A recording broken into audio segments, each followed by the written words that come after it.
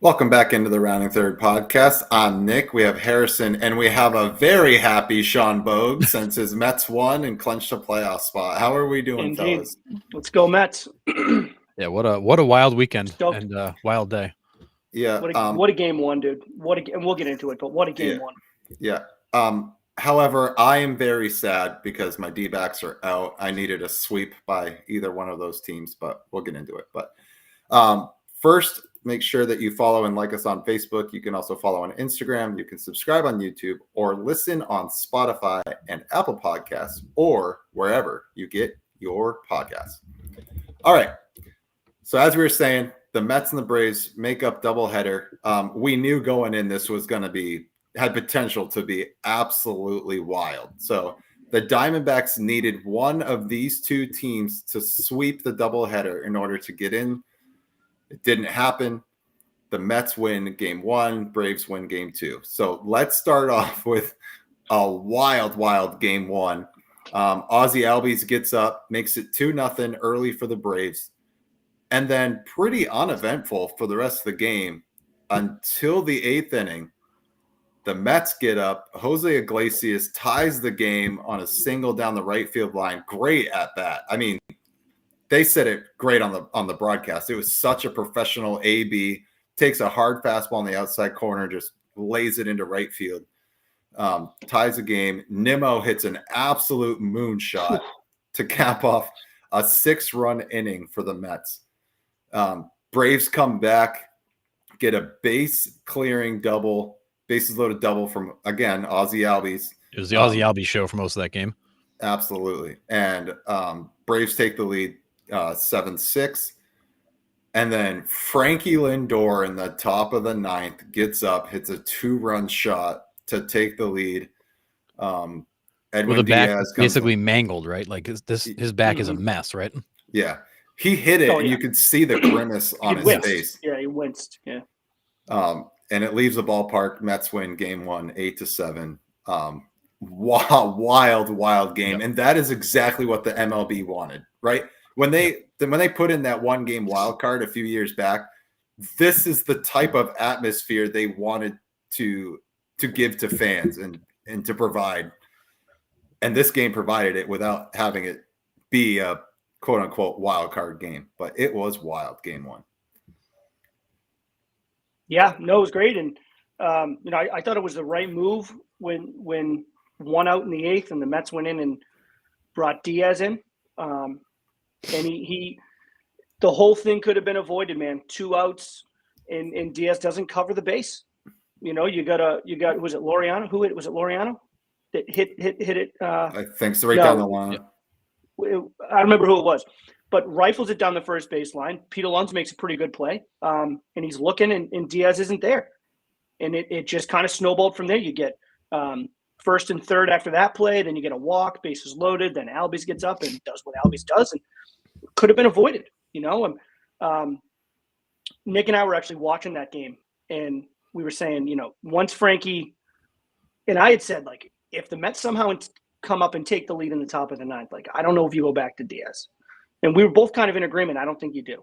They had Stanek up in the pen, and I guess, and I heard this after the game, that they asked Edwin, and Edwin said that after Lindor hit that home run, he walked up and he was like, I got this. And they said, did Mendy fight you on it at all? He goes, yeah, he fought me a little bit, but I told him, you got to trust me. I got this shit. Like, I got this shit, and for all the failures he had in the eighth, I mean, that guy went in there and he looked pretty good in that ninth. He looked pretty good in the ninth and closed the door. But what a wild eighth and ninth inning that was, man. Wild into that game. And if Mets fans don't start appreciating who they have in the 6 hole right there at shortstop, you need they won't, though. They won't. And it's going to frustrate the hell out of me. He's going to go 0 for 4 tomorrow, and he's going to have a tough at bat, maybe in the 4th or the 5th inning where he's kind of flailing away and he doesn't. And it's going to be, what did we sign this guy for? He is an MVP. He is an MVP. He does. He's a 30 for 30 shoo-in. He plays Gold Glove defense. There is nobody I'd rather at the plate when the game's on the line. I mean, he's done it his whole career, whether it's been Cleveland or with the Mets. I mean, this guy is as clutch as they come. He is a leader. I mean, just go back and watch. He hits the home run. Look at how casually he calms the bases. He rounds the bases. I mean, this is who he is. He's just a calm guy that comes through way more often than not. And he needs to be appreciated by that fan base. Needs to be appreciated. The guy's an MVP. And there's so many people after that hit that were all over social media screaming, you have to reopen the MVP conversation. Like, you can't watch what he just did and think he gets no consideration. It's a runaway. And that was coming from a lot of baseball people who are saying the MVP vote should not be a foregone conclusion. And we can get into the semantics of it. Most valuable player versus best player. I mean, Ohtani's the best player. I don't think there's anybody that can sit there and argue against it. But I kind of agree with that. I mean, he belongs in that conversation with votes. I mean, we're talking about you got to win that game. You got to win that game. Now, if the Braves go ahead and win game 1, then they probably don't put their A team out there for game number 2, similar to what the Mets ended up doing in the second game, right? But you still got to, baseball's a funny game, and you still got to go out and win it. And, you get one bad bounce. For him to step up to the plate in the 9th with a guy on and come through the way that he did to secure a postseason berth in game 1 and not even worry about game 2 is MVP-esque baseball. It's just what it is. Yeah. Yep. Well, and let's be serious. The Chicago White Sox won 41 games this year, which proves you can have a roster with nobody good on it and still win some games. They can still sneak up on you and take a game from you. Yeah, I mean, one game is a crapshoot in baseball. Yeah, I said to Sean, I was half joking. I was like, but you could put a little league team out there, and baseball's so fluky sometimes that a little league team could win. Yeah, like the White Sox. Yeah, exactly. I mean, baseball can be fluky like that. I mean, obviously, little league team versus MLB team, it's not going to happen. But and baseball had right, exactly. But if that game was everything it was advertised and pumped up to be, it was amazing. So game 2 rolls around. I'm sitting here on pins and needles, needing the Mets to somehow pull this out. Braves get an early 1-0 lead, and it stays 1-0 for quite a while. And then you see they mentioned it on the broadcast that Eddie Perez kind of pulls Marcell Ozuna aside and is like, hey, dude, like, we're fighting for our lives here. You need to do something. And sure as shit, Marcell Ozuna gets up and hits a 2-run single, gives the Braves a 3-0 lead. That's all they need. So Braves clinch and head to San Diego. Now, the interesting thing about game 2 was they were like, well, if the Braves lose game 1, we got to go to Chris Sale game 2. Like, we got to put our ace in there and give us the best chance to win, to clinch a playoff spot. Well, we're all expecting it. Sean and I are, we're FaceTiming, we're watching the game. And then all of a sudden they're like, oh, Chris Sale scratched because of back spasms. And we're like, there's the Chris Sale we know and love. Yeah. And at first we were talking, we're like, well, is this them knowing that the Mets are going to put out like a B or C lineup and they're pretty much handing us this game because they want to rest their guys? Like, do we save Chris Sale for San Diego? And the more I thought about it, I was like, I don't know if that's the case. Like, Chris Sale, when he's on the mound, he's a bulldog. He wants the ball. He wants it in big spots. Yeah. So I think he's actually battling something here. What are your thoughts on that? I definitely think so. He wasn't in the dugout. Yeah. Like, he wasn't there. And when they won game 2 and they're all on the field getting their hats and T-shirts, I didn't see him out there. So I think he definitely was battling something. I think there was I was kind of, I wouldn't call it a full conspiracy, but I was kind of on that too, being like, well, I think the Braves are sitting there going, yeah, tinfoil hat. I think the Braves, at the beginning, I did think the Braves were kind of playing it a little bit, being like, you know what, if Sale goes out there and wins, we have to get on a plane and go West Coast without Chris Sale being able to, like, so what's the point? I thought that at first. But then as the game was going on, he wasn't in the dugout. He wasn't, like, as they clinched, he's not on the field, part of the celebration, at least that I saw on TV. So I think he's definitely battling something, and it puts you into question, like, can he pitch tomorrow night? Can he pitch game 2? Yeah. I don't know. I mean, we'll see. I mean, obviously it's we'll see what that kind of long flight out to the West Coast does to them. But yeah, what a rough schedule for these teams. You come off the high of this game. The Mets have a 5:30 game tomorrow in Milwaukee. The Braves are playing at 8:30 in San Diego, so they basically get to, slap hands and then board a plane to get out of town because they got some long flights ahead of them. Yeah, I think MLB should have pushed back the postseason a day here. Even if not the I full think they postseason, just these two series. Yep. Yeah. Even if I not agree. the full, like you don't have to push back the AL games tomorrow. But I do think it's quite a disadvantage for these guys to be able to have to play. The second game ended at 7:15, right around that. The Mets play 22 hours later. The Braves play 25 hours later. Yeah. So I mean that's a lot to ask. That's a lot to ask. That's a But really quick turn to kick off a playoff series. But like I said, like they have been doing it all year. Like there's numerous occasions where they have played a game, literally packed up their bags and gotten on a plane and going. Like get into a city at 2 a.m. and then play. But and all these coming players off a high pressure doubleheader to clinch a playoff spot is a little different than a Sunday in St. Louis.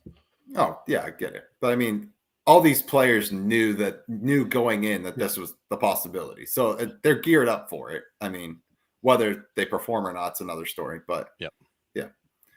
All right, so let's get into the wild card matchups and previews coming up here for this week. So let's start in the AL like we always do. Royals and Orioles. This is shaping up to be, I think, a pretty fun series to watch.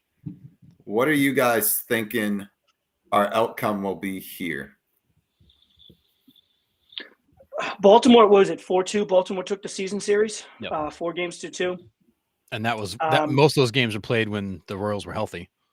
Yeah, my heart wants Kansas City, but I think it's going to end up being Baltimore. This is as young as Baltimore is. And it's their window is wide open, right? But this after last year, 100+ wins. You go in and you kind of shit the bed a little bit in the first round. This year they don't win the division, but I mean they were one of the better teams in the American League for pretty much start to finish. I think the pressure is on Baltimore here. You're playing at home. It's a team that kind of limped their way into the postseason in Kansas City. I think Baltimore really, the pressure is on them. I think they come through. I think Baltimore comes through. I think, it's pretty much the same team last year that wasn't able to get it done. They add a few pieces. Obviously, Corbin Burns is a big piece, but Zach Eflin at the deadline. Yep. There you go. I think Baltimore gets it done. I actually think they get it done in 2. I don't think Kansas City wins. I think it's game 1, game 2 to Baltimore, and let's move on. Yeah, I'm heartbroken to have to say this, but I think Baltimore wins. I think they win in 2. I don't think it's close. The Royals have been miserable for the last month. They don't have Pasquantino. The pitching's been a little iffy. They have really, really had a tough run. They limped into the playoffs. I mean, you could argue they kind of backed in because they were out. I mean, they were looking at falling out. The Royals don't have anything left. If that team is healthy, it's a different conversation. But where you're missing a big guy in Pasquantino in that lineup, that offense has been putrid. Bobby Witt can only do so much, and you're going to go in there and face Corbin Burns in game 1 with a lineup that's not at full strength. I mean, I don't like this combination for the Royals. The only team I did not want to see them get was the Orioles first up. The Royals have been my team all year. I don't see how on earth they get past Baltimore. Yeah, well, I'm torn too because that's what we were thinking about the Rangers when they went into Baltimore last year, and the Rangers just absolutely socked them in the mouth and was like, "Thanks, we'll just keep moving on." Rangers were healthy though, like that. They right. were going in ready. You're the right. Royals are limping in. You're right. I mean, pitching matters. Baltimore has disappointed in the playoffs. That's 100% true, and this is their chance. They have to it. And change pitching matters. I mean, Kansas City does have a couple of guys that can go in and throw gems, and then everything turns up on its head. Ragans can be Ragans. Said Lugo had a really good year. I don't know. I still think it's Baltimore in 2, but simply just because of the way that Kansas City has played going into the postseason, I don't know how you could feel comfortable picking them. Yeah, that's fair. Casey Yeah. gives you no level of comfort that they're ready for these games. Yeah. And I'm with you. I think the Orioles do come out on top, but I think the Royals could possibly steal a game. If Reagan's is Reagan's and Seth Lugo is Seth Lugo in one of those two games, I think the Royals could steal one. But I think ultimately it will be the Orioles. And I'd love to see that series go 3 and go to a game 3 where it's all hell breaks loose and it's chaos. all 3 games would be in Baltimore, right? Yes, there is no travel here. It's right. it's no travel. 3 games in 3 days and it's over. Yeah, that's what I thought. Okay. All right, so let's move on to the hottest team in baseball, which I can't believe I'm saying this, against the Astros. So we got Tigers and Astros. I was listening to the broadcast in between games today, and Jeff Passan was saying that AJ Hinch texted him after the Tigers clinched, and he goes, "What just happened?" And I guess he was saying the Tigers didn't even really understand that they were in the race until like 2 weeks ago, when they all like sat in the clubhouse one day and they were like, oh shit, like we're in this, fellas, like let's go. If you don't forget, like they traded away Flaherty thinking they were done. Like they were preparing to shut it down and prepare for next season when they got hot. Yeah. And I mean, I'm going to be honest. I have not watched many Tigers games, but the best move they made all year was getting rid of Javi Baez.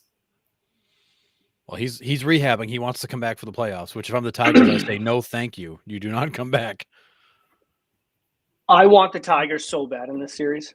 Like, I want them so bad. I mean, it's like, you don't get rich betting against the Astros in the postseason. You don't. Different. And so I 3 games at home. I don't know how you go against them. I want Detroit so bad, though. I mean, this is a team, they've been playing playoff baseball for a while, and even if they didn't realize it, which I don't know if I fully buy in that they didn't realize it till 2 weeks left, but even if that's the case, even if that is the case, that means that they still knew they had 2 weeks left of baseball of must-win games, and they still went out and won those games. Now, I mean, they had a few against the White Sox, so I mean that that kind of helps. But it helps. They've been playing postseason baseball for a while, and I actually think this one is a closer series than the other American League, Totally agree. the ALDS. But totally I still think it's the Astros. You don't get rich betting against the Astros in the postseason. But no, I want the Tigers really, really bad. I'm with you. I think the Tigers win game 1 because I don't think Houston can beat Skubal. I know Alvarez is banged up and he's 50-50 to even play.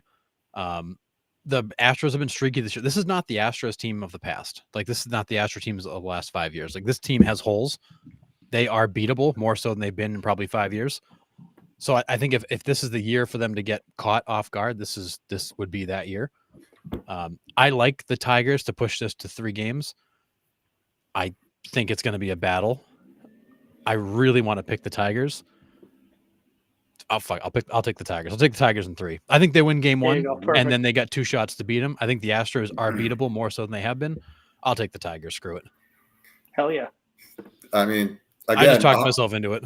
Yep. I mean, heart pick for me is definitely Tigers. Underdog story. I love that story. The kids are young, but I don't think I can go against the Astros in the postseason for everything. They've been there so many times. They've proven it time and time again. And as long as Jose Altuve is in that lineup, the Astros are friggin' dangerous. Yeah, he'll hit 3 home runs in the series. So, but I mean, just can you imagine AJ Hinch taking the Tigers into Houston and winning?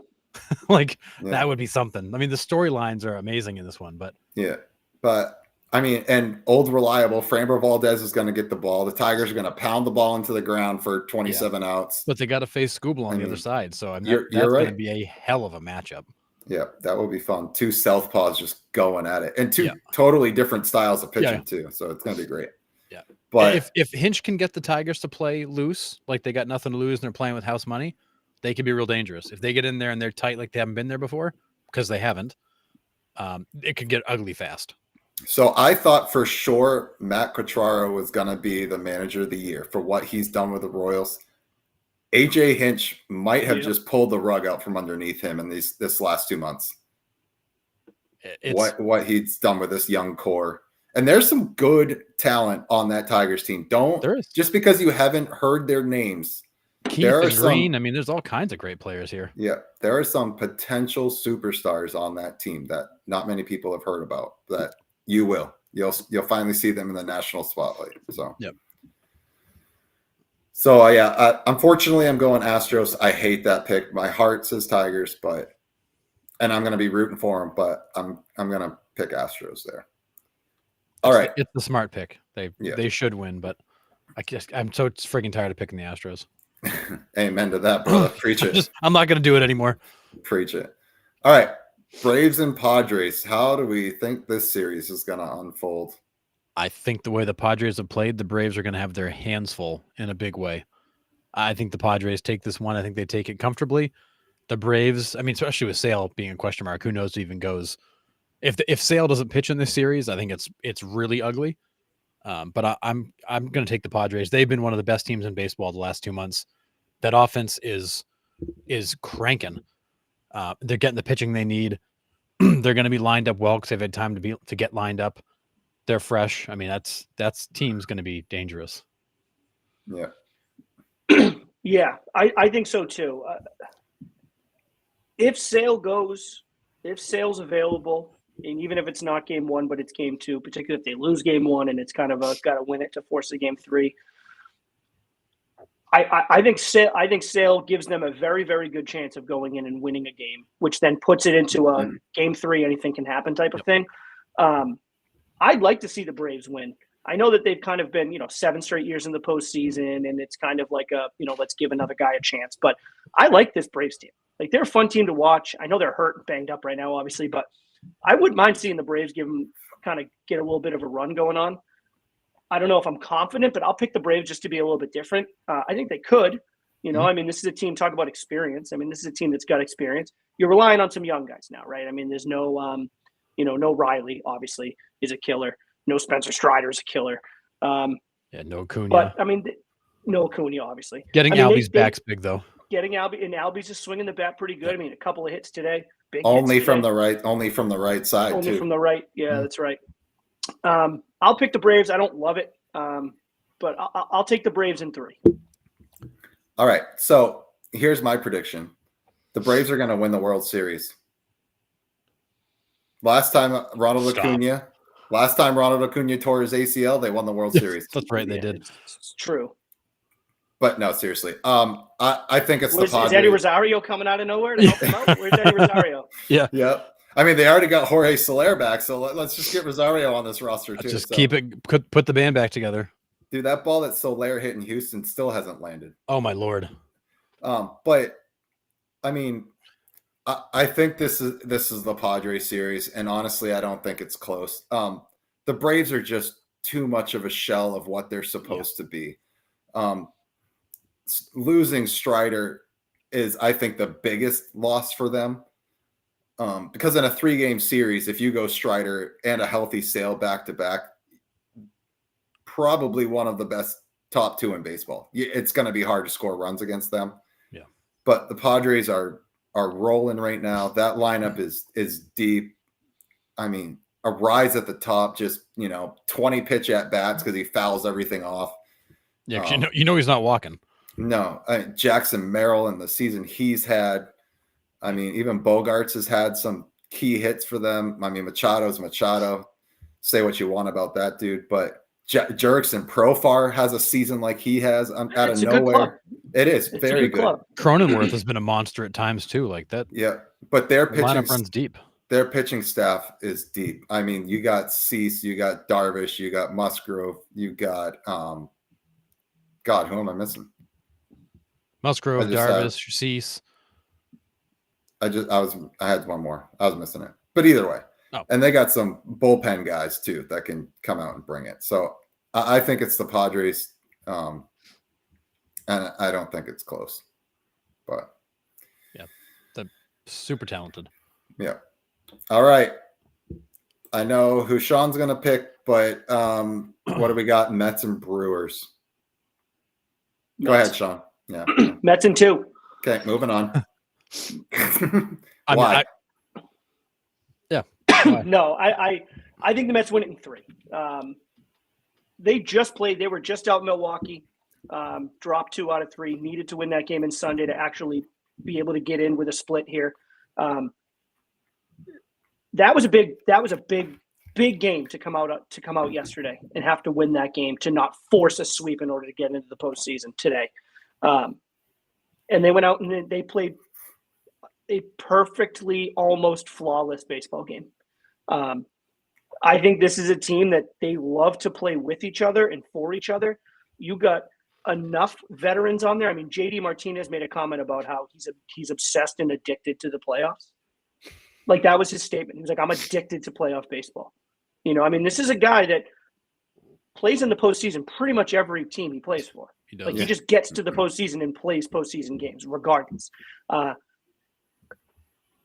I think with what Lindor has put himself through to get himself on the field to play for those guys, I mean, you look at the love and the admiration that clubhouse has for him. Iglesias was saying it in between the first and the second game that, like, there just aren't words to express it. These guys love to play with and for each other. And I think that's a special thing to have, like, outside of what the lineup looks like, outside of the pitching staff. This is just a team. We talked about it for the past couple months. They don't beat themselves. They don't really give you extra outs. They put together good at bats. They grind it all the way through. I mean, we saw it today. They score 6. They give up 4. They easily could have been like, well, we'll get them in game 2. Nope. They just grind out more at bats in the 9th. So I think it's a team that's just going to be a really hard out. And I've watched a lot of them this year, and I really just think that this is a different team. Do I think they're going to win the World Series? I don't think they're deep enough to win the World Series. I definitely think they can win at least one round. And I think the Brewers are a decent matchup for them. So I'm going to go with them. I'm going to take the Mets in 3. Wow. All right. This one means a bit of a coin flip. I think the Mets are hot and playing well. They're coming off of a big day today. I think the Brewers' track record speaks for itself. It's not good in the playoffs, but I will say this is a new team. This is a different team, different manager, different atmosphere. So I'm going to take the Brewers. I'm going to take them in 3. I think it's going to be tight. I think this one could go either way, but I will take the Brewers, and it's my first bet on them being different than they have been in the past. Yeah, I'm with you, Harrison. I think I'm gonna take the Brewers here. I want the Mets to do well and play well. The Mets team, the Mets fan base deserves it. The Mets have been the Mets for years, but so have the Brewers. And when I was watching that Brewers Mets game on, was it Sunday, and Willie Adames comes out and Murphy gives him the ovation he needs because he's a free agent this year, and lets the crowd take him in, and Adames takes the crowd in. That was just absolutely incredible. And you could tell the love that they have for each other in that dugout too. And Murphy has a good handle on them, it seems. But I think it's time for the Brewers to move on, to take the next step. They got some young guys that can provide some power, some pop, some on base stuff, and they got some pitching. They got some pitching that has gotten them there. So, and it's 3 games at home, so they're comfortable. They're in their surroundings. It's their fans. Now, yeah, I will say if the Mets go in and steal game 1, then it's a whole different ballgame. All bets are off. Yeah, I mean that goes for any series really, but yeah, but I think I'm going to take the Brewers there. But I think where this one is as close as it is, I think game 1's a big deal. You know, the winner in game 1 getting that leg up early. Neither one of these teams is like so far and above better than the other one they can just run away. It is going to be an inning by inning, pitch by pitch, game by game situation. And that's why I think it's going to be a good one to watch, because it's going to be close. Yeah. All right. So that's our wild card predictions. We will head on to the next division series next week. But all right, we're going to get into some news and stuff from around the league. This one is a head scratcher. Rowdy Tellez for the Pittsburgh Pirates was cut from the team with 6 games remaining, and he needed 4 plate appearances to receive a $200,000 bonus. And the Pirates were like, well, we're not going to pay you, so we're going to cut you. What does this scream to A, your players, B, your organization, or your fan base? Or potential free agents that are looking to sign somewhere. Or that. Like, I mean, that's right. the big one for me. I mean, I don't think this, unfortunately, and this is sad to say, I'm not a Pittsburgh Pirate, like, big time fan. I mean, I hope they do well. I'm not like a Pirate fan. I imagine there are Pirate fans out there that aren't surprised. Like, this kind of like, yeah, like kind of tracks. But to me, the biggest thing is like, what does that tell potential guys like you? You know, you got a Paul Skeens here that you've got under contract for a while. That's supposed to be the face of the franchise. You know, you want to get some young players coming up from the minor leagues. You want to kind of surround those guys with the right types of veteran free agents that are going to come in and challenge for a division. What does this tell those guys? I mean, that's a horrible message to send to the rest of the league and potential free agents and guys out there that are looking, hey, you know, let's not pretend like the National League Central is this gauntlet. I mean, they're sending one team to the postseason. They're sending one team to the postseason this year.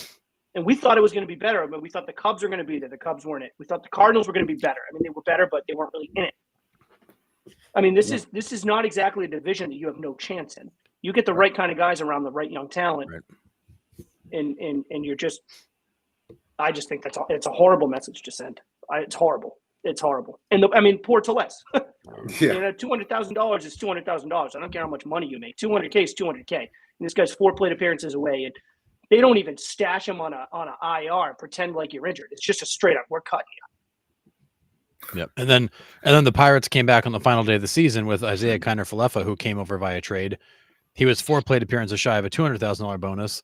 He wasn't in the lineup on the final day. He told people after the game he gave up his spot to let some younger players get some playing time, which everybody's reading between the lines saying no. They basically told him, you're not playing. We're not paying you out this bonus. So between Tellez and IKF, that's $450,000 worth the performance incentive bonuses that the Pirates just flat out didn't pay to guys in the last week of the season, which sends a terrible message to free agents, which is why they don't typically sign there. Because this is Robert Nutting's been doing this for a long time. Like he's on this team for a long time. These are two well respected and seasoned veterans that have played in multiple places throughout the league. I mean, these aren't young guys that are just like, oh, those are the Rose guys. That's how it is, rookie. Like, no, like these are veterans that have played in multiple different franchises that are respected players in the league. Now, these are guys that came here from somewhere else. Well, Rowdy Tellez was at the beginning of the year, right? He started the year with Pittsburgh. I have an issue with that. IKF came from the Blue Jays mid-year, correct? He came by a trade, yep. So, honestly, with that one, I'm a little bit more lenient, I should say, on because they necessarily it's not their contract that they signed him. No, but when you traded for him, you knew what was in the contract. You knew what you were signing up for. Right, and I get that point. But Rowdy Tellez started the season with you, and you did that to him. I have a bigger issue with that one. It's not that he started the season. That's a contract you guys came up with and signed. Well, right. Like the Pittsburgh Pirates, put that clause in the contract. Yeah, and he had hit other milestones along the way and was earning bonuses. They just didn't want to pay out any more. Because if you look at his contract, he had like this whole schedule of bonuses, and it started like 100 plate appearances before this one that he got cut for. It's like he had been earning some bonuses along the way. Then they're like, no, we're done, shutting the faucet off. And the only way to deal with it was to DFA him. So then you bench Kiner-Falefa in the last game of the season, don't pay out his bonus. And I mean, if you listen to Jeff Passan and Pat McAfee, like guys were going nuts blowing up Bob Nutting, who's done this to players before. And he is historically one of the cheapest owners out there. But if you look, the Pirates are generally a very profitable franchise. And the Pittsburgh fans, for the most part, hate this man. Because for years, he's just made money off the Pirates and put none of it back into the team. And you go out and you make some moves, and now you screw players over like this. Nobody's coming there now. You're going to go offer somebody an incentive-laden contract? They're going to be like, what you just did to those guys? Yeah, pass. It's all guaranteed or I'm out of here. Because nobody's ever going to believe an incentive contract with these guys ever again. And they shouldn't, because this is not the first time he's done this. This one's just really, really egregious how he did it. But this is the MO of the Pirates. And we've said it for years. They are a garbage organization. They always have been. They finally have young players coming up, but that's always the situation with them. They get young players coming up for 2 or 3 years. They look promising. They all go somewhere else because nobody actually wants to stay in that hellhole organization. They all go somewhere else and they start over. In the meantime, Bob Nutting just keeps taking money out of this thing and funding his lifestyle, and he doesn't care. And this week, I've heard 3 different people. Jeff Passan was one of them. Pat McAfee was another one. I forget the third. It might have been Rosenthal. All said, like, if you understood the economics of baseball, you would be disgusted with what goes on and how decisions are made, because most of these teams that are terrible on purpose because it's more profitable to suck than it is to win. Yeah. And you look at these teams that go out and win World Series championships, they don't make much money. You look at the teams that suck, they tend to make a lot of money, and these owners don't care. It's an ATM. Yep. It's too bad. Until revenue sharing gets fixed and all that stuff, it's going to continue. Until you set payroll minimums and things like that, and like make these owners invest, they won't. I mean, hell, we talked about it last week on the show with the Oakland A's. They went 60 and 102 in 2022. They made $62 million in profit. Like, why would you be good if you can make $60 million a year off the team? You don't care. Most of these owners don't. Most of these owners aren't fans. These are they're hedge fund owners and all this other crap. They don't care about the sport. They want to make money. I'm not picking on Cohen. I'm not picking on Cohen particularly. Don't knock the hedge fund guys. I mean, no. Actually, the funny thing is, field after game one. Yeah, the 2 hedge fund guys right now are Cohen, and then in Baltimore, I'm blanking on his name, and those guys put big money into those teams. And they are fans. They are of those fans teams first. Yeah. You know, that's how an owner should act, man.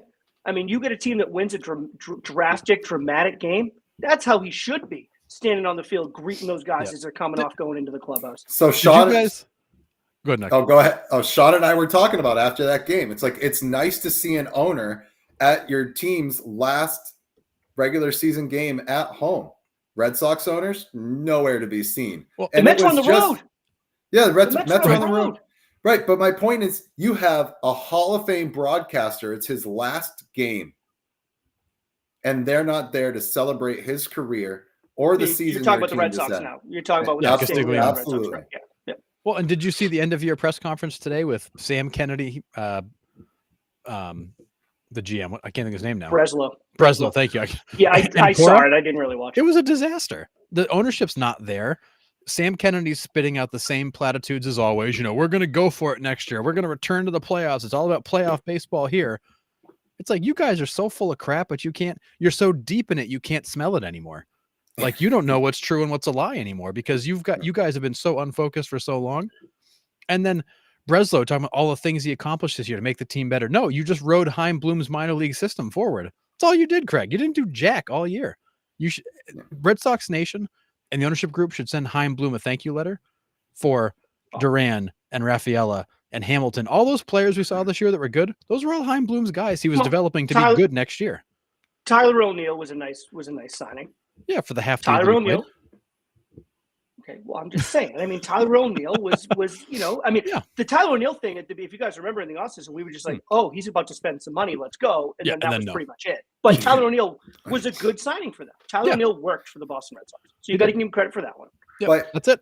But it's not about baseball anymore. Like we said, it's all about the bottom dollar. That's all. Because they're also making 50 or 60 million bucks a year. They don't care. Like, it's what all these owners are learning is that it is far more profitable to not be good than it is to be good. And most of them are just like, man, I'll just take the money.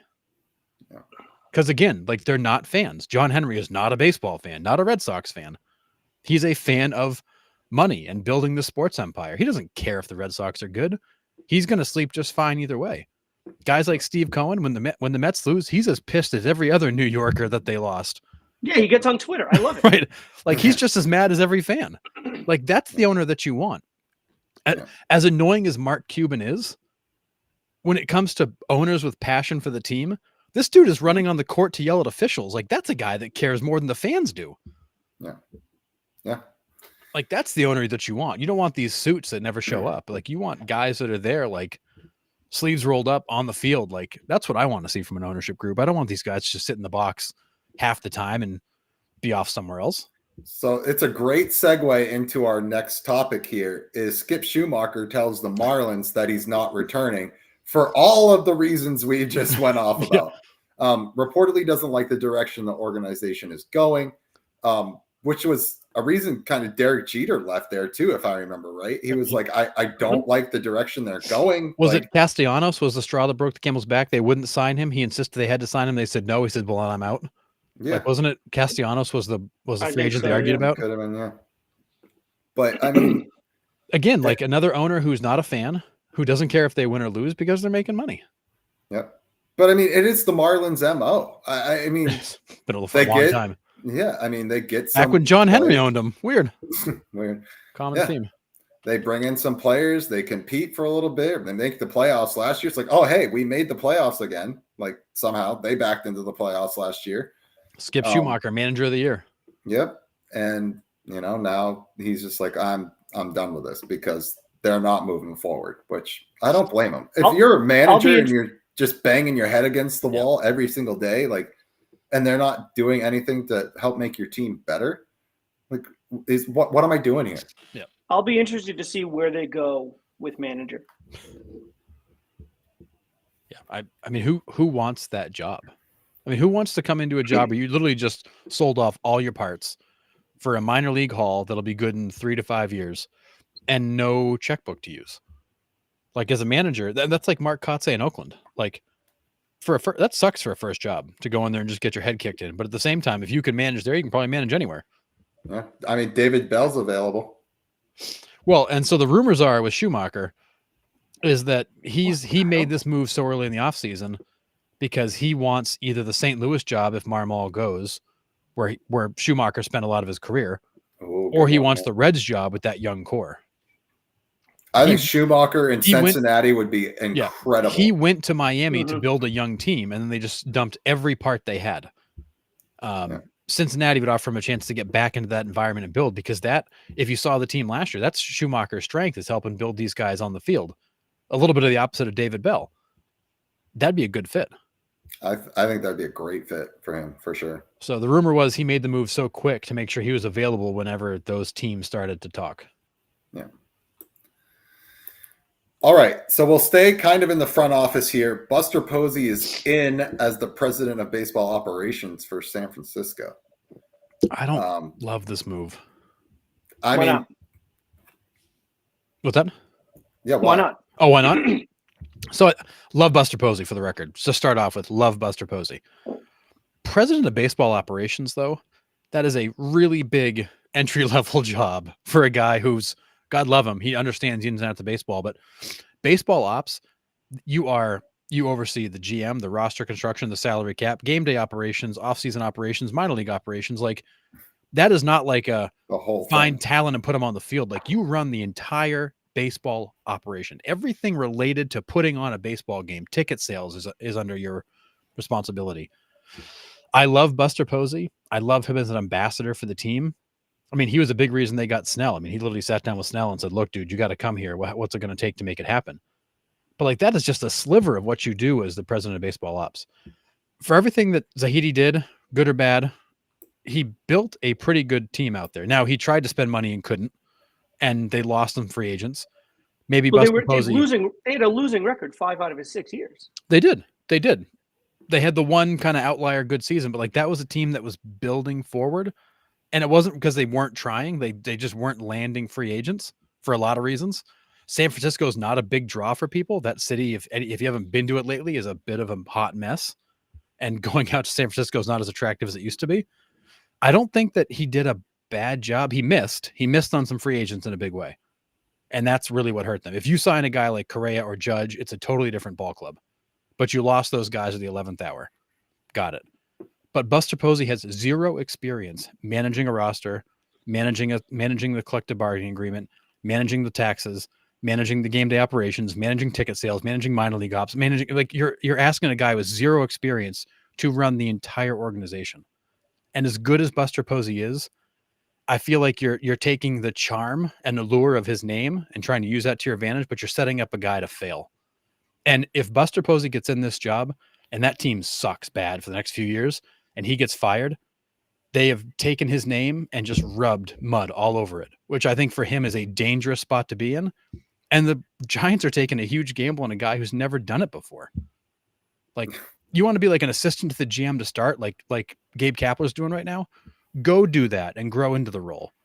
But you're going to run the whole thing and manage people who've been doing this for decades, and you haven't done it for a minute, and that's a big ask. All right. Yeah. No, that's fair. fair. I mean, yes, that's fair. I got nothing. Yeah. I mean, it's a big ask. It's a big ask. We'll see. We'll see how it goes. I mean, it's interesting. I mean, I do think they're banking on the name of Buster Posey. Totally. You know, I wonder if they're looking at the ownership group is looking at the fact that they missed out on a Judge and they missed out on a Correa at the 11th hour. And it's like, well, you know, the name Buster Posey gets us over the edge, then we can kind of deal with the shortcomings in the short term and kind of work around that. Like, I'd be interested to see who they fill the rest of the front office with. If they bring in some other guys that are maybe a little bit more seasoned to, maybe he's the title of president of baseball operations, but they have other seasoned veteran guys that are there kind of helping him out, and it's kind of in name. I don't know. But I'll be interested to see how much of that is all on him, or how much help does he really get. Yeah, and I hope they surround him with the strongest group of front office execs they can to take the load off, because I think Buster Posey's name and his reputation and his knowledge of baseball, his ability to recognize talent would be huge for them. But it's everything else I worry about. It'd be like the Red Sox saying, "Hey, Jason Varitek, you're gonna take over as president of baseball ops in Boston. You're gonna go from minor league instructor to the president of baseball ops and run the whole organization." I think Red Sox fans would be like, "That's amazing. We love Varitek." But if he goes in and sucks because he's never done it, well, that's not a good spot to be in either. Yeah. And that's a team with a big payroll and a lot of opportunity. You don't want to see Buster Posey going to screw it up because he doesn't know any better and have that team suffer and have his reputation suffer because of it. Yeah. Yes, it smells to me like it's almost a desperation move on the Giants' part. That's a good way to put it. I feel like this is a Hail Mary. This is a, hey, it hasn't worked. I mean, and honestly, I mean, Zahidi's can have no issue finding another job. He's a super well-respected exec. He'll land somewhere and be just fine. But this feels like a bit of a Hail Mary to try to change the tide there. Yeah, absolutely. And speaking of Chaim Bloom, he's actually taken over as president of baseball ops for the Cardinals. They just announced it 2 hours ago. Oh, wow. He's going to be the new president of baseball ops for St. Louis. They're completely overhauling their whole operation, which makes me think that Marmol will be gone and there'll be an opening there. Wow. All right. We're going to stay out west here. Chase Park in Phoenix. Could the D-backs be the next team to move? Now, we said this, I don't know, this was a few months ago when the MLB came out and they put some ballparks on their list of parks that needed to be renovated. Miller, I don't think it's Miller Park anymore. What is it? All-American Ball Field or whatever in Milwaukee is on there. It'll always be Miller Park to me. Yeah, same. And then Chase Field in Phoenix. This one's interesting because Phoenix is starting to play hardball, kind of like Oakland was like, oh, well, we don't have the public funding to make the upgrades. Is the owner going to chip in and make the upgrades? Now, with Salt Lake City building all of that, sports complex there, could they be up for a move if they don't get the renovations done in time? I would hate to see it. I'd hate that for the city of Phoenix to lose the hockey team and the baseball team. This is me spitballing. I haven't seen this anywhere. I just know that Chase Park is on this list and it's starting to come back up, to light. But this could be terrible for the Phoenix area. And I don't want the Diamondbacks, especially with all the late success that they've had the last couple seasons. I know didn't get in. I'm still sad about that. But Phoenix, because of lack of renovations and it seems like it's these retractable roof stadiums that are 10, 15, 20 years old that need all these upgrades. Well, yeah, they've got a ton of mechanical and there's a lot of different architecture and engineering that goes into something like that. But what's sad is that like the ownership group came out in February this year and they were like begging for help. Like the ballpark's a mess. And during the World Baseball Classic, people were like taking pictures and like making a joke out of Chase Field because it is in such bad shape. Like there's sections of the facade out front that are like falling off and like it looks like a dump from the outside. And inside the amenities are not great. Like, it's in bad shape. And the World Baseball Classic put a spotlight on that. The ownership group's been very vocal for a year and a half that it needs some love. MLB is finally stepping in and saying, this has got to get fixed. And this is another one of those messes where Phoenix doesn't own the stadium. Maricopa County owns the stadium. The county doesn't care what happens in Phoenix. They got the whole county to worry about. They don't have the money to deal with this. They expected Arizona to deal with it, the Diamondbacks to deal with it. The Diamondbacks like, we never knew that. We weren't going to shell out for a ballpark we don't own. So it's one of those, like, the county, like, in their mind was thinking like the Diamondbacks were going to take care of it. The Diamondbacks were thinking in their mind the county would take care of it. Nobody ever talked about this. It was never in any contract or lease agreement how repairs and capital expenditures would be handled. So now they're just staring at each other like, okay, well, who's going to do it? I'm not going to. Well, I'm not going to. And it's just this back and forth. Eventually, kind of like with Oakland, MLB is going to take a stand, say it has to get done, and it's going to cause a decision to have to get made. And it would be a shame to see Arizona lose baseball because of something as dumb as that. Like, let's go add a half a penny to the friggin' fuel tax or something and pay for it. Because that's how they're going to do it. They're going to tax somebody to pay for this. Yeah. I hope it gets done. I mean, I don't have much more to add than that. I mean, Harrison, you seem pretty well versed in it. But I hope it gets done. I hope they're able to stay there. I don't want to see them move. It's a cool ballpark too. Yeah. If they do move, Raleigh, North Carolina seems like a great spot. So Arizona front office, if you're listening to our tiny little podcast over here, please move to Raleigh, or at least consider it if you need to. But to your point, Nick, if I'm Salt Lake City, I'm calling the Diamondbacks. Hey, you got a ballpark problem? 1,000%. I'll get you a new one. How's that sound? Yep. See you in 3 years. Cool. Yep. Absolutely. Because I mean, the likelihood of them getting an expansion team is probably pretty slim. But if you know a team with issues like the Diamondbacks, I would absolutely I'd be rolling out the red carpet to invite them to Salt Lake City.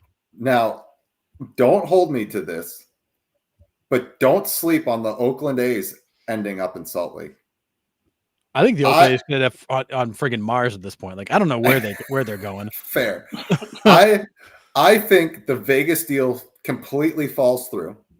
I won't believe that the A's are in Vegas until the first pitch is thrown. Legit. In the stadium in Vegas. I think that falls through and they end up in Salt Lake. That's just me saying that for whatever reason. I don't know why, but I just have a feeling this Vegas deal is going to fall through and the A's are going to be like, well, now where do we go? Salt Lake City's ready for us. Let's just go there. But anyways. Yeah, and as of yesterday, SI was even writing that, they're still waiting for a financing plan for the stadium in Las Vegas. Fisher's promised all this money, but they've not seen a plan yet. But Oakland's planning on playing a few minor league games in Las Vegas this coming spring, to introduce the team to Vegas. So it appears they still think they're moving ahead, but the city's still waiting on Fisher to produce the financing plan that shows the 900 and something million bucks he promised, and they haven't seen it yet. That ain't happening. I mean, they're just going to go play in a minor league ballpark in Sacramento for like a decade. Like, what is the move here? Like, I mean, they probably still wouldn't sell it out. So it's fine. And maybe it's all going to happen. It just looks messy, but it just seems weird. It seems weird that we're still at this point. They've officially left Oakland, and there's not like a concrete plan of where they're going to land. Yeah. Crazy. All right. So it was like an hour before we came on, news broke that Pete Rose passed away at age 83. Now, I know he's such a polarizing conversation with every baseball fan out there, every generation out there, the older generation, younger generation. Now, the three of us have sat here on this podcast and said, yes, he belongs in the Hall because of his on-field accomplishments. Like, off-field stuff aside. Like, we're not even going to talk about the Hall of Fame, really. Like, his on-field accomplishments were incredible.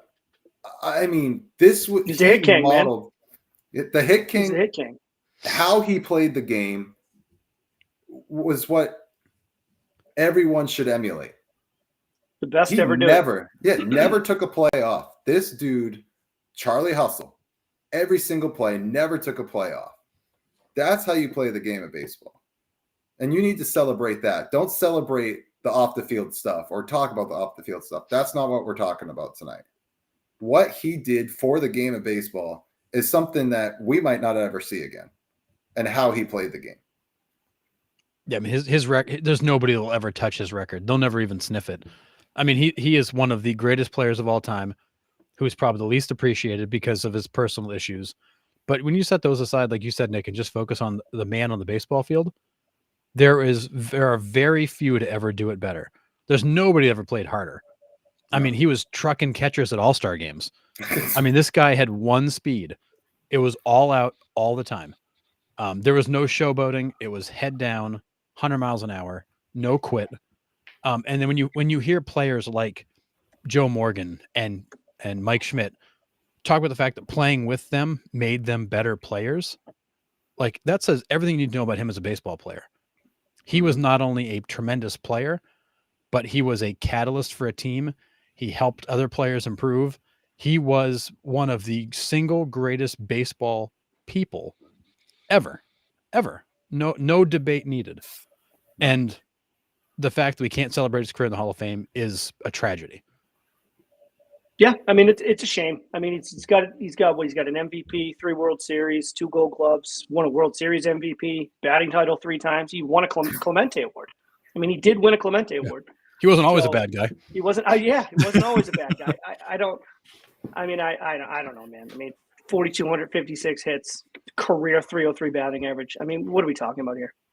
I mean it's just, and it's a shame that he's passed on, and there hasn't been some kind of remedy to this whole situation, and it's gonna be so lackluster if and when baseball decides to now kind of give up a little bit and let him in. Like it's gonna seem empty and hollow, and that's never what you want when somebody like that.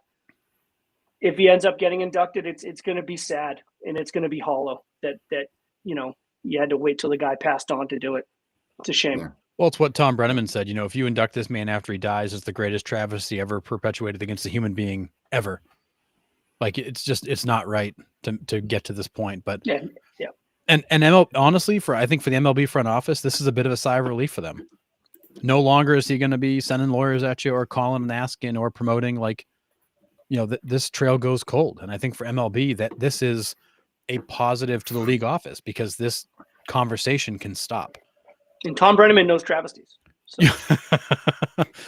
But the flip side of it is that now the calls for the Hall from the fans are going to pick up. It's not going to be Pete Rose begging for forgiveness. It's going to be the fans screaming to right or wrong. Yeah. As we should. I mean, as a fan, I think it is tragic that this man is not in the Hall of Fame. And yep. I get what he did, and I wouldn't even argue it that he did it. He even admitted to doing it. But it doesn't change the fact that on the field, he's one of your single greatest players ever. Yeah, and I've said it 100 times, and I'll say it 100 more. It's a shame that when the vast majority of the players and coaches you played with, played against, coached against, when they're all by and large sitting there going, yeah, he should be in, then to me, that's the argument right there. Says everything. That's the argument right there. Absolutely. All right. Before we get into trivia, I would like to announce our season 3 rounding third fantasy baseball champion is Josh Greenlaw. So congratulations to him. He beat me in the finals by 1 point. A Jose Iglesias infield single in the top of the 9th in game 2. In game 2. Beat me. Who would have thought Jose Iglesias would be the tiebreaker in a fantasy matchup?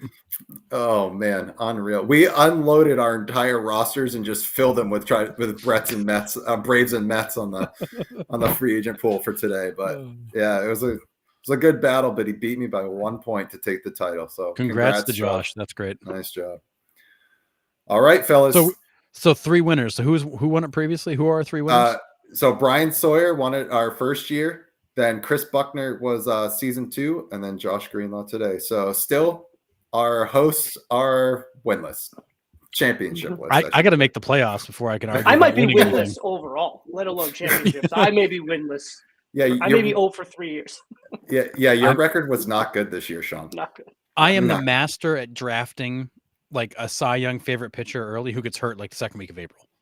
Like every season, I had Strider this I year. draft guys gone. that get arrested. Bueller last year, gone. I have you beat on that one.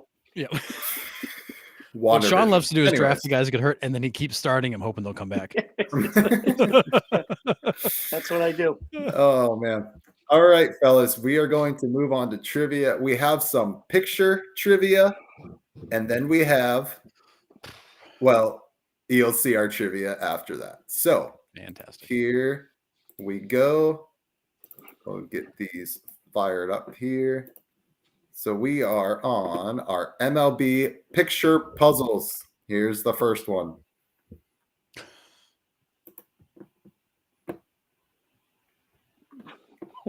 What? Yeah.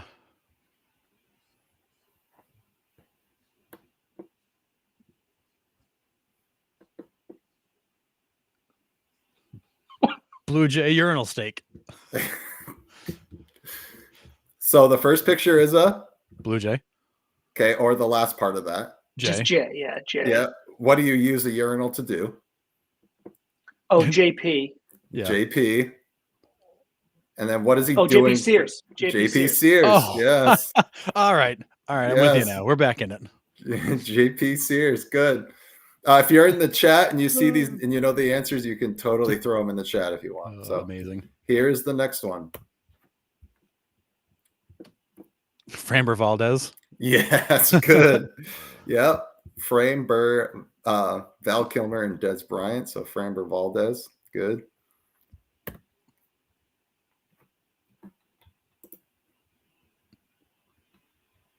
Chucky. Not Chucky. Is that Tommy? Tommy. Yeah. Yeah, Chucky. Tommy was a Pham? redhead, right? Yes, Tommy Tommy Oh, Pham. my friend. I It's your should know guy. that one. That's It's your my guy. We were friend. talking to him in Yeah. Washington. Yeah, Tommy Pham. Right. Good.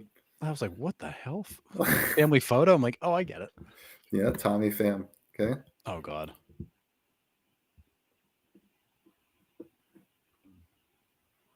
Oh, Scott Hatteberg.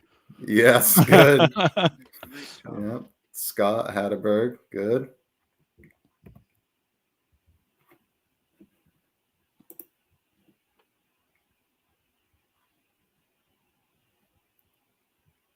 We will see this guy in the playoffs for the Tigers.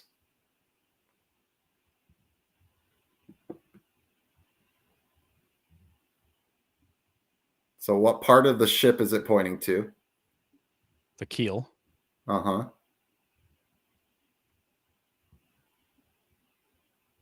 Not good, but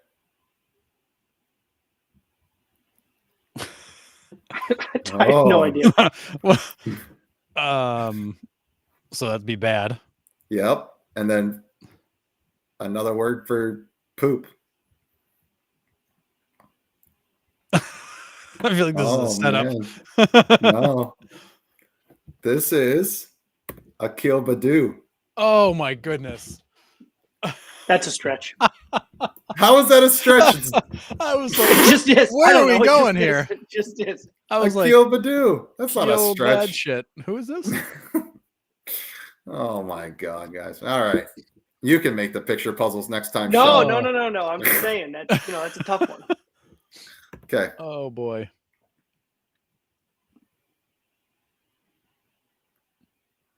I feel like these are all very suggestive tonight, Nick.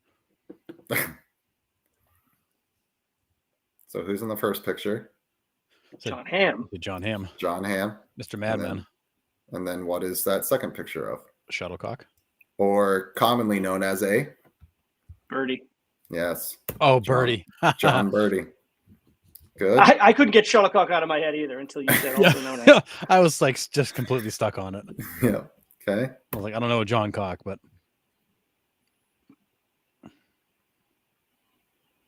James McCann. Yes. Good. Oh, James nice. McCann. Good. nice, good one. Next one.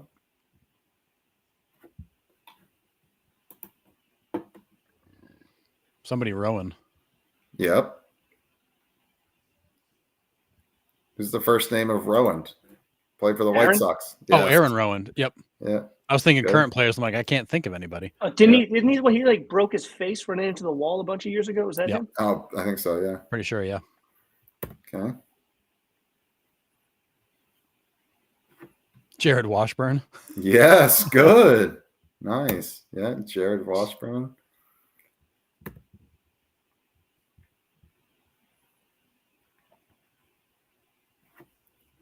So it's not the bear, but what he's in. Oh, Like a bear's home is called that. yeah. So it's gonna be Hayden. Yep. A rookie pitcher for the Giants came up and played pretty well. Oh, Is it Sweet Caroline? Yeah, but it's just a what? Oh, a song? Uh-huh. oh, Hayden Birdsong, isn't it? Yes, Hayden Yeah. I was like, why can't I Birdsong. think of this guy's name? Yeah. I was like, oh yeah. Hayden Birdsong. Good. This one's more generic, so don't think of like a car. A car is also called a what? Like very generally. Like a blank mobile. Oh, Otto. Auto. Yeah. Oh, is it Adam Ottavino? It is Adam Ottavino. Oh, yeah. Vino. Yeah. Yes, Adam Ottavino. Good. Throw a nasty slider. Still does. Well, yeah. I don't think it's as good as it used to be, but yeah. So the second is actually an emblem, but I took out the word. It's Ford. Yep.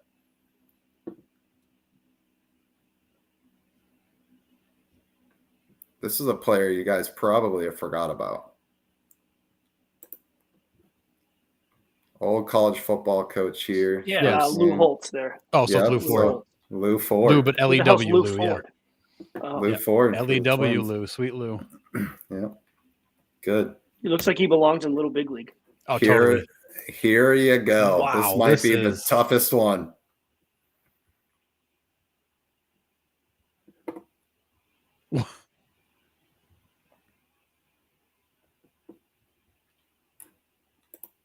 He was a young player for the Reds that came up last year, made a big splash for them. It's got a crazy name. So this first picture is the God of War, who is,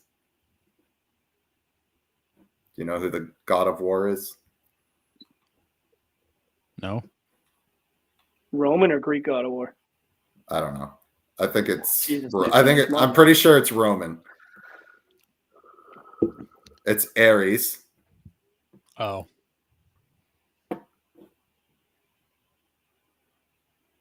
Is the last name like Homer Kino or something like that? It's Aquino. Oh. Yeah, it's like Aristides, or I can't. I'm never going to get it right. I'll give it to you. Aristides Aristides, Aquino. there we go. Aristides Aquino. Good. Yeah, that's a hard one. Yeah, that's a mouthful. That might be the toughest one I've had since we've done picture puzzles. Might be. Okay. So I vaguely remember him, and I was like, he hit like 8 home runs in his first 10 games or something ridiculous like that when he came up with the Reds. But we'll see how many followers get that one when we cut that into a reel. That one was crazy. That's a tough one. Yeah.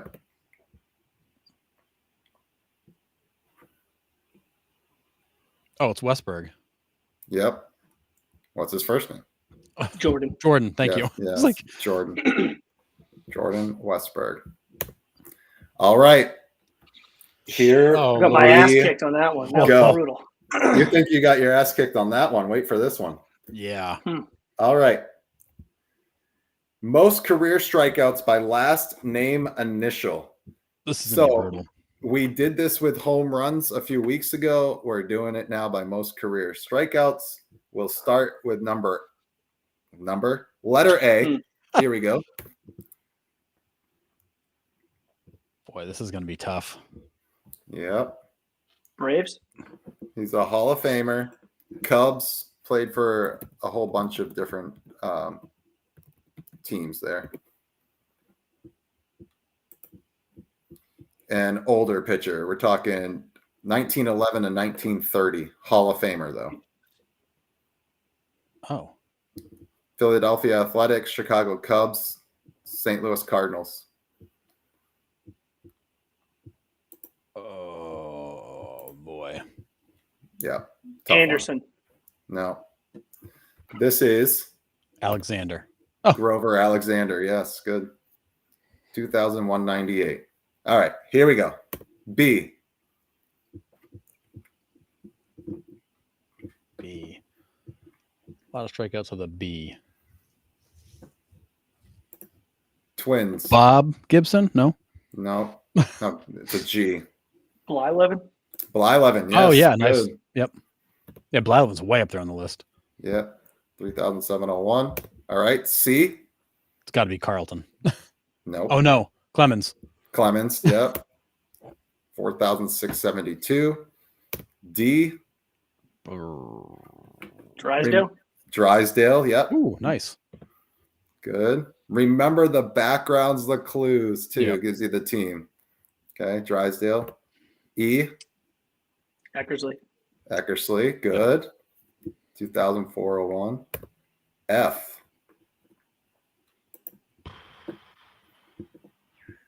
West Coast.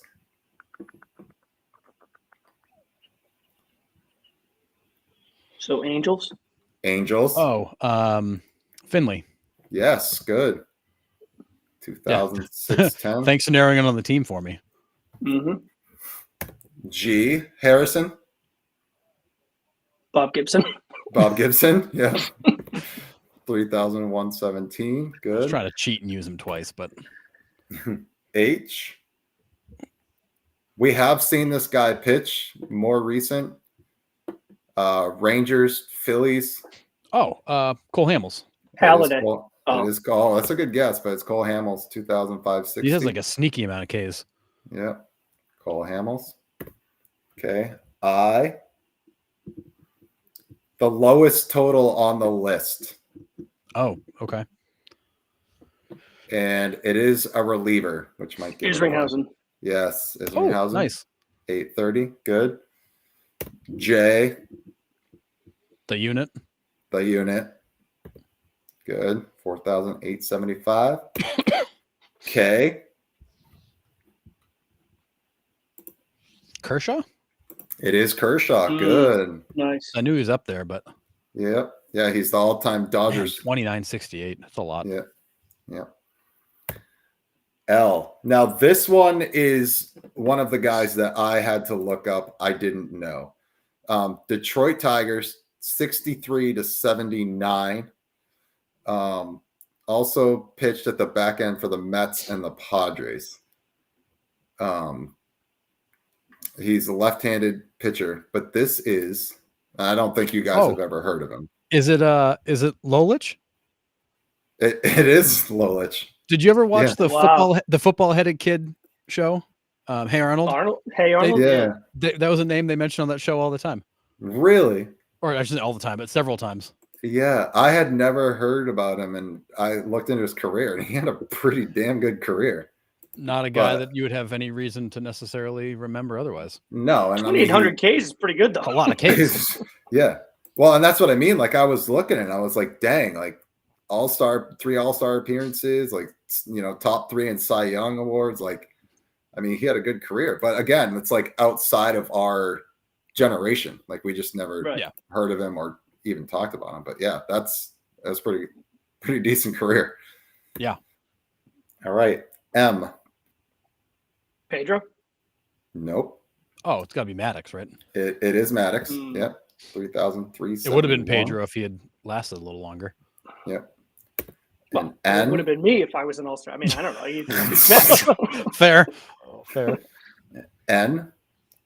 Also on the Braves. But like not current Braves. No, not recent current. Braves. He was the last pitcher to win 20 games and lose 20 games in a single season. Oh, Necro. Didn't we have that as a question before? Yeah, we did. Phil Necro. 3,342. He was like a bajillion years old pitching. Just Yep. so old in that picture. So good. old. I mean, and he looks even older than he actually is. Yeah. Oh. I can't think of an O pitcher. We have seen him pitch. Oh. Really I assume dominant. Baltimore, I'm assuming. Not Baltimore. Houston. Giants. Oh, Houston. Oh, Oswald. Oh, Oswald. Yep. Yeah, Oswald. Nice job, Sean. 1852. P. P.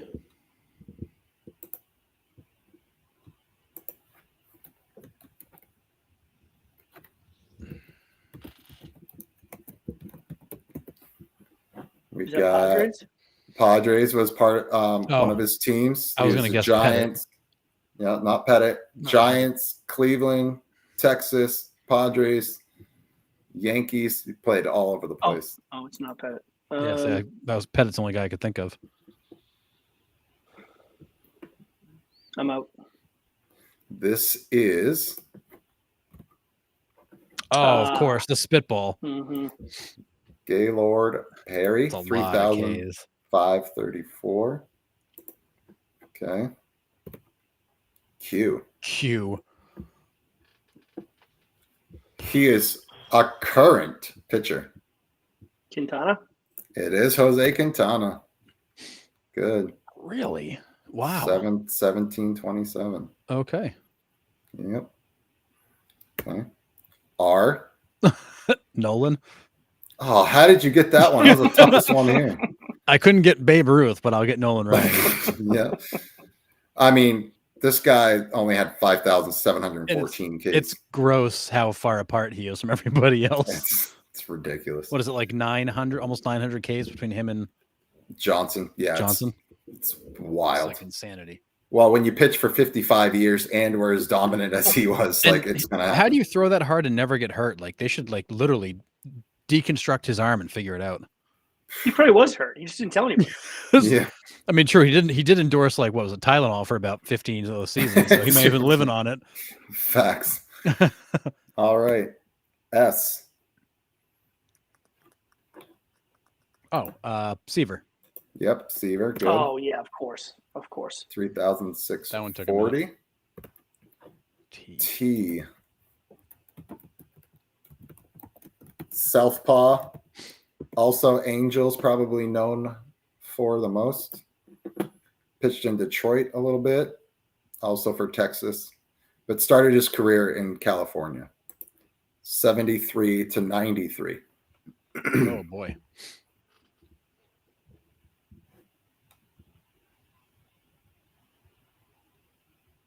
Mm.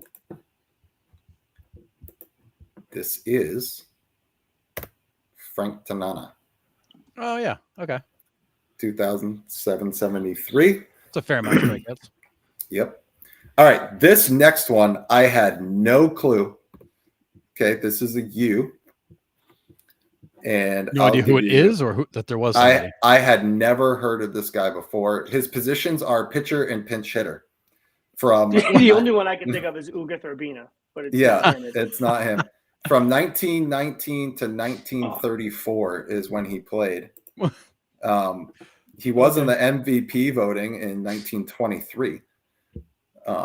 But this is a guy that I'm going to do some more reading on. But this is George Yule, I guess is how you pronounce his name. Sure. Or Yule. Might be 1,135 Ks. Not a lot of Ks. No, but not a lot of guys with last names Yu either. So that is true. But yeah. So he is on there. All right. V. Verlander. It is Verlander. Good. 3,416. W.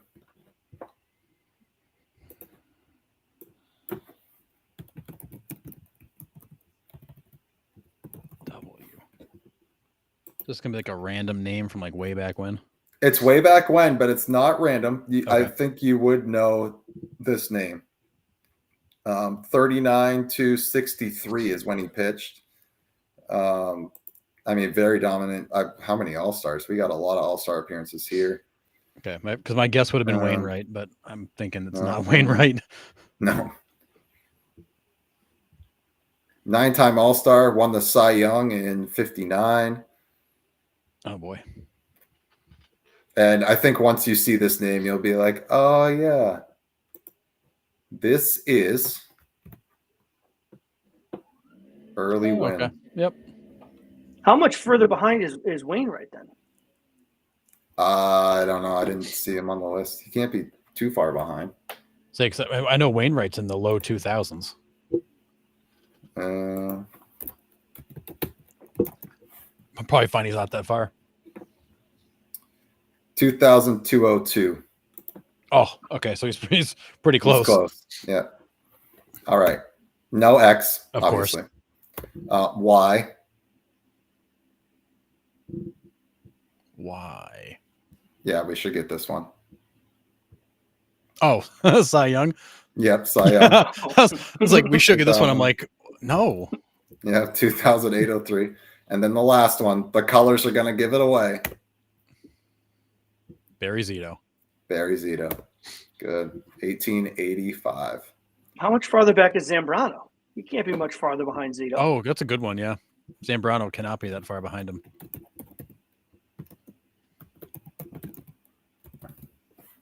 Let's see. Zambrano was 1637. So 200 behind him. Further Yeah. back than I would have thought. Not way behind, but not that bad. I'm always fascinated when you look at these all-time strikeout lists. Like some of the names you see pop up, you're like, really? That guy was on that list? Like even like all-time hits, all-time strikeouts. You like see these names, you go, really? Like he was that good? Okay. Yeah. So I mean, that one was fun for me to put together because there were some names that I was like, wow, I haven't really heard of him and looked into their careers and stuff like that. And it's been great. So I find myself ever since we had Forrest from Baseball History Dork come on, like really start to dig into some like deep stories of some of these guys that I've never heard of before, but thought that list was pretty cool. And when we put the home run one out a few weeks ago, people were like, oh, you should do this for like all-time wins and all that stuff. And I was like, well, you're expecting it, so I'm gonna twist it a little bit and do strikeouts. So but there's so many stats we could run down. Yeah, but and I thought some of the that was names are pretty just cool. are like shocking that you don't realize they're on a list. Yeah, or guys you forget about, like Grover Alexander. Yeah. Like you've definitely heard of him, and you're just like, oh yeah, well that makes sense. Yeah, or players like Tanana. It's like, yeah, I've heard that name many times. I don't know a lot about him, but I've heard his name. Right. And like Sean says, it's like there's some guys that are like really close behind you. Like, oh, I'm surprised it wasn't Wainwright. Like, but yeah. Yeah, the only W I was coming up with was Wainwright. When you said for Z, the colors are going to give it away, I was expecting blue and red. Like I was ready to come up with Zambrano. I just Barry Zito for some reason just like wasn't in my brain. Yeah. But yeah, I love putting those together. They're fun. Like I learn a lot from them too. So it's pretty cool. So I hope you guys enjoyed it. We had someone did get Tanana in the chat. So nice. Yeah, that's awesome. That's a good pull. Yeah. Because a player that, again, like I've heard his name many times, don't know a lot about him. Yeah. So, all right. That is all I had for tonight. Do you guys have anything to add before we head out for the week? I'm good. I got a couple quickies for you. We didn't mention it, but I think everybody realizes the White Sox did lose game 121. So the worst record in baseball history officially belongs to Chicago.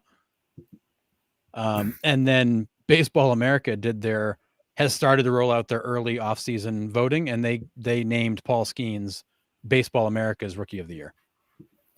So the first vote for Rookie of the Year coming out from Baseball America went to Skeens. Not a huge surprise there, but that's not the official Rookie of the Year announcement, though, right? It doesn't come until after the playoffs. No, Baseball America does their own set of rankings. They released their all rookie team. They made their Rookie of the Year choice. They'll go into like their best player. They have their own set of awards. They're not official awards. It's just what they do. Yeah. So do you guys think Paul Skeens should get it over Jackson Merrill in the NL? I mean, I'm going to say no. I think Jackson Merrill should get it because it's a full season body of work. I think that Skeens it's hard to argue with his performance and Right. what he did, but I think that Jackson Merrill, with what he did over the balance of a whole season, being a big part of their playoff push, I feel like he did more in a more important setting than Skeens did. Skeens was electric, but I feel like it's got to go to Merrill because of the body of work. I mean, how many game tying or game winning Oh. home runs did that kid hit in the 9th inning? A lot. I mean, A lot. I'm with you. I think, and this could be a scenario where we have co-rookie of the years. I could really see something like that happening. You don't think so, Sean? I wouldn't be No, upset if I either one just- of them win. No, I just give it to someone. Okay. Like, give it to I mean, one that's guy. fair. Like, I don't give me Coase, you know. Fair. And if it comes fair. down to a guy that plays every day versus a guy that plays 1 out of every 5, I'm sorry, but that's the position you chose. And to me, if it's tied at that point, then you go to the guy that's played every day that impacts both sides of it. I think it's Merrill.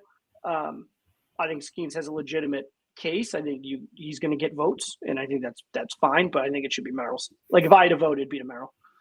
Yeah.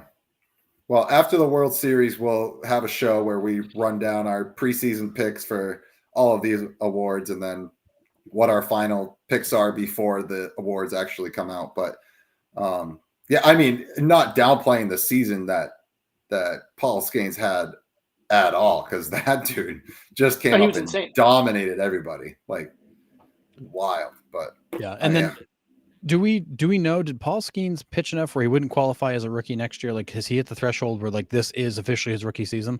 he had to have, because he came up in what, mid-May? But he also didn't qualify for any of the stats and all that because he didn't pitch enough innings. Like, I don't remember where that cutoff is. Like, is this officially, because like Randy Rosarina was a rookie for like 5 seasons, and I don't know how that math works to allow him to keep being in the running for it. But I think it's got to be active roster days, right? That would would make think you so. considered a rookie.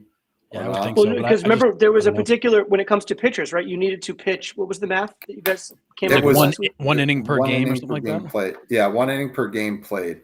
So like To he didn't qualify qualify for to be stats. like the ERA leader. So like, does he Right. qualify as a rookie then? Like, how does that work? I don't know. It's It's gotta just, be- it's confusing how baseball does it. Like, is this your officially your rookie season or not? Well, imagine Yeah. if he plays. Imagine if Skeens' Okay. career is officially logs like he could be what, play like 10 official seasons and have 11 All-Stars. Like, how does that work? Right. That would be wild. So a player shall be considered a rookie unless he has exceeded any of the following thresholds in a previous season: 130 at bats or 50 innings pitched in the major Okay, leagues. so he did. Well, he's definitely Yeah. reached Yeah. that then. 45 total days on an active major league roster during the championship season. So like you could come up in September So yeah. and then So You know, beyond that. this was his rookie. So this is his This rookie is his season. So although it Yeah, wasn't a yeah. full season, it is his rookie year. Okay. Yeah. I knew there's a cutoff somewhere. I could not remember what it was. yeah. So this is his one shot at that rookie of the year award. I mean, I think Merrill deserves it. I don't think if they said Skeens won it, I wouldn't be upset. He was Right. absolutely electric. Yeah, agree. But yeah. Anything else before we head out and enjoy some playoff baseball starting tomorrow? That's it. Excited to see some playoff baseball. Boy, this is a fun time of year. I mean, if today is any indication of what we're gonna see this season, man, I am here for it. So it's gonna be exciting. What is the one series that you guys are tuned in? Sean, I already know yours. Harrison, which one are you gonna tune into, you think, the most, or gonna catch your attention the most? I think the series is going to catch my attention the most will be Detroit Houston, but I will be watching KC Baltimore very closely. Same. I think I'm with you there, but for sure. And can I just say MLB is kicking off the playoff season with games starting at 2:32 Eastern time. It's a central game, so it's a 1:30 start. 4:08, 5:32, and 8:38. Like, guys, come on. Like, Yeah. kids are in school, people are at work. Like, this is the launch of the playoff season. You're going to be playing games in the afternoon. Like, I get they want to do the full slate of games, but like, what the hell? Sean and I were talking about this earlier because it's like, we're all at school, we're all at work. Like, what are you doing? And then not even to mention like the West Coast, you're starting the first one at 2. Like these guys are rolling out of bed and watching baseball. It's like 11 a.m. It's gonna be baseball. 11. I mean, granted, they might not be that tuned into the East Coast games or not care about it, but if you have legit baseball fans, they are tuned into the playoffs, no matter what time it's on. But like, I mean, these time slots are weird to me. None of them are in prime time. Like, I don't know what one we're doing. one game in prime time. Every other game will be over before prime time starts. But like you got Detroit Houston at 2:30, which is a central time zone game, so it's a 1:30 first pitch. Baltimore KC is at 4:08, that's East Coast. Milwaukee and the Mets are at 5:30, that's central, so that's a 4:30 start their time. And then you got San Diego Atlanta at 8:38 Eastern, which is a 5:30 start West Coast. Yeah. Good luck getting anywhere in San Diego at 5:30. I mean, these ballparks, if they're full, I mean, I hope they're full, but like your typical fan isn't coming out. They got stuff going on. Yeah, man. I don't know. It's weird. I don't know if MLB was like, well, it's just the wild card series. We don't care. Like, we're just going to throw them there. So, and like you said, like 4 different time slots. I don't really know, but. Well, I think it's a damned if you do, damned if you don't. I mean, I'm trying to see it from their perspective too. I mean, they're going to get smoked if, they put 4 games on all at the same time. Like if they decide to play 4 games and they're all starting between, 6:30 and 7:45, they get slammed for that too. Yeah. Right. So, I mean, they did this last year, right? I mean, this is, and I'm sure they're going off of what happened last year. I'm sure the ratings weren't horrific last year, or they would do it differently this year. So, they did. I do remember that last year. I mean, I remember coming home from school, and it's like I got home at 3:15, and it was the 3rd inning of that first game. So they did a similar thing last year. I do feel like they got to make a decision one way or the other, and I'm sure the numbers from the last couple of years have showed them that it works. So we'll see. What would have been good is do like tomorrow. You should do the 2 AL games, like a 6 p.m. and an 8 p.m. Yeah. Well, this and is then where give the National League teams a day to travel. Do a 6 and an 8. Like you could have. So this is where I think they had the opportunity to do it this year because they made the Braves and the Mets play today. Yeah. So it was set up pretty well for you to go, oh, okay, 2 American leagues on Tuesday, both prime time. Right. Yep. And you kind of stagger it that way. But then again, you're always going to have to play catch up because then those are 3 games in 3 days. So at some point you're going to have to play catch up where either the Mets and the Braves or, whoever wins those, they're either playing today to Monday, Tuesday, or they're playing Thursday, Friday, which I think Friday, Saturday. I think for games 2 and 3 are okay, but like we're talking game 1s to kick off the playoffs, and I hear you. Got 1:30 first pitches, but I hear you. I mean, it's tough. You're squeezing a lot of games into a short window. Yeah, I mean, and he makes a point. Like San Diego and Atlanta, you got 2 fan bases on opposite side of the country, right? Trying to tune in. Like you got to give and take somewhere. But listen, dude, I have to stay up until 10:10 to watch a West Coast game anyways. And if it's playoffs, I'm still going to do it. Yeah. But, it is what it is, I guess. But, I mean, either way, I'm going to watch it. If you're Major League Baseball, your money's made on TV. So you're building the schedule for TV. Right. Yeah. If the ballpark's half full at first pitch, you don't care because you're making your money on the TV deals. Yep. 1,000%. All right. Anything else? No, it should be a fun week. Good. Yeah. Can't wait. All right. We will be back on next Monday at 8 p.m. to recap the wild card or maybe before. Who knows? Maybe before. Maybe we'll pop up somewhere during one of the games. You'll never know. So keep your eye out for us. All right. Sounds good. Looks like I'll have to take a afternoon shift off sometime this week, and we'll figure that out. But anyway. Just Sean and I can watch baseball, and we'll tell you about it. Yeah. Sure. Do the show without me. Cool. All right. Thanks to everybody in the chat that joined us and watched us along our show tonight. Before you go, please make sure you like and follow us on Facebook. You can follow us on Instagram, subscribe on YouTube, or listen on Spotify and Apple Podcasts, or wherever you get your podcasts. Share our reels, comment on our reels. We love the interactions. And we will see y'all